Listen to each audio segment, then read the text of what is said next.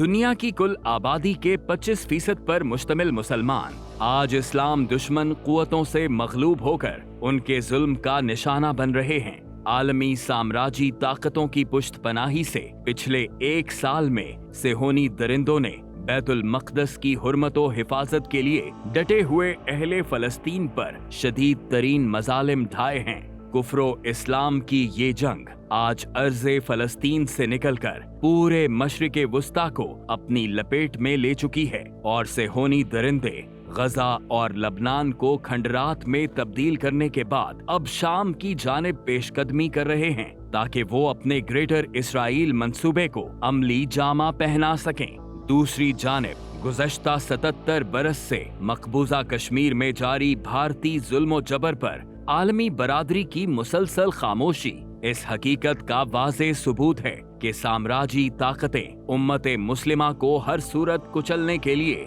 मुत्तहिद हो चुकी हैं, जबकि हम मुसलमान बाहमी इत्तेहाद व इत्तफाक के फुकदान के बायस मुआशी और अस्करी कुव्वत रखने के बावजूद आलमी सतह पर बेबस और बेवक़्त नजर आते हैं। ऐसे हालात में बांग्लादेश में उठने वाला इनकलाब ठंडी हवा का झोंका है, क्योंकि 1971 में गैरों की साजिशों और अपनों की गद्दारी से पाकिस्तान को दो लख्त करने वाले तमाम किरदार बांग्लादेश के नौजवानों के हाथों जलीलो रुस्वा होकर बेनकाब हो चुके हैं। बांग्लादेश की नई नस्ल ये जान चुकी है कि पाकिस्तान और बांग्लादेश के अवाम न सिर्फ इस्लाम के रिश्ते से बंधे हुए हैं बल्कि एक उम्मत हैं और इसी उम्मत के एक हिस्से अफगानिस्तान को साम्राज्यी कुव्वतें पाकिस्तान के खिलाफ इस्तेमाल करने में मसरूफ हैं। उन्हें मालूम है कि अगर अफगानिस्तान, पाकिस्तान और बांग्लादेश समेत दुनिया भर में बसने वाले मुसलमान खिलाफत के परचम तले मुत्तहिद हो गए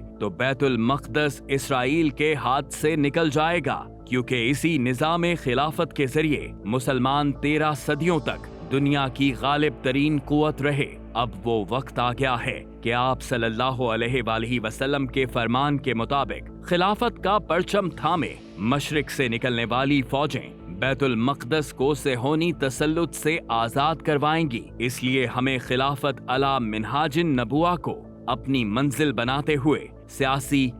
मजहबी, इलाकाई